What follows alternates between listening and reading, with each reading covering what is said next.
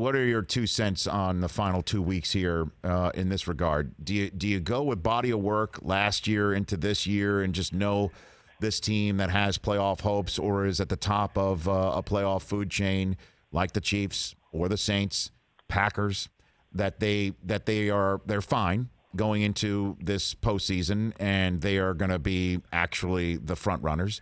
Or do you go with a hot team, hot hand, Buffalo, Cleveland? Do you go with the way the Titans are playing all of a sudden? You look in the NFC and you're wondering which team might be able to catch fire from that group. Where do you stand on this issue, Rod, right now? Well, I think Kansas City is the best team in the National Football League. But when I called the Buffalo's game last week in Denver, and when I'm watching their tape over this year, I'm saying if one team can kind of score point for point with the Kansas City Chiefs, it could be the Buffalo Bills. How about that? I mean, they have weapons across the board. They can put up a lot of points. Their defense is similar to Kansas City's defense.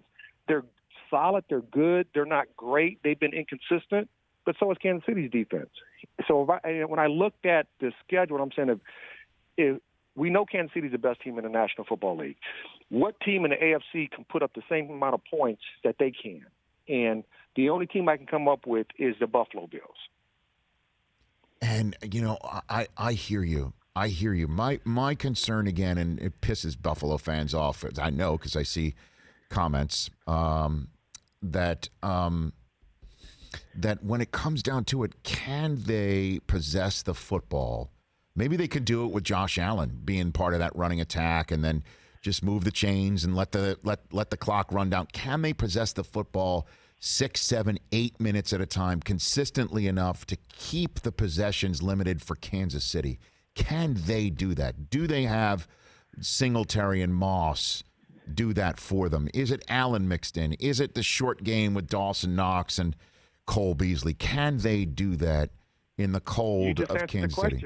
I guess they can, right? Yeah, they can. Yeah, you just say so because Moss and Singletary, even though Moss is about the same size as Singletary is more of a scat back, Right. Moss is a thick lower body running back who, when he lowers his shoulder pads, he's getting extra yardage. He's moving the pile. And then they have a short passing game, but then you got Josh Allen in the running game, so they can go empty. They'll go quarterback draw. That's a called run. They can, when they get in the red zone, that's where it's critical. When they get in the red zone, Josh Allen doesn't make a lot of mistakes. He hasn't thrown an interception in the red zone since this year. And he's rushed in his career. He had 2 last week. So he has 24 rushing touchdowns in his young career. So he's capable of adding to that running game. And anytime you can get quarterbacks who can get, first downs with unscheduled first downs with their feet, it just adds to the dynamics to it. So I think they could eat the clock up. But they're a big play, big strike offense, very similar to Kansas City. And I just keep saying, if any team can score 30 points like Kansas City can on a consistent basis, it could be the Buffalo Bills. And so what's the comp for Josh Allen from your playing days? Is it Elway? Would that be the proper comp for Josh Allen, the way he's playing right now? Or is that too much? It's very similar. I mean, I'm not going to put him in the Hall of Fame category. No, well, he's playing most valuable right now in a way. But what's the comp? I mean, for somebody that big who can run with a big gun, who's the comp for Josh Allen from your days? Well, that's a great question. I don't know if anybody that big could run like he runs. He can throw. He throws a great deep ball. He doesn't. When you look at, Drew Lock, who has a strong arm, well, when Drew Lock throws a deep ball, it's a kind of a straight line deep ball, so he doesn't give his receivers enough time to adjust to it, where Josh Allen, who has a cannon arm, can make any throw in the National Football League. When he throws a deep ball still, he gives enough air to his guys to adjust to it. I mean, I can't really think of a guy who I played against who has the same abilities. Because he's 6'6", he's 245 pounds. He can run you over.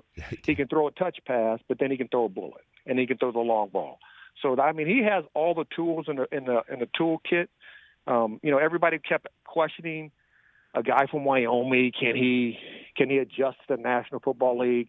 It doesn't matter where you play. If you have talent, and once you have that talent, you come into this league, you have a good system, and you keep getting better, it doesn't matter where you play. So I think, obviously he's one of the better quarterbacks in the National Football League, and, as he plays well, they'll keep winning. Hey, you watched all the way to the end. Thanks for that. Watch more right here.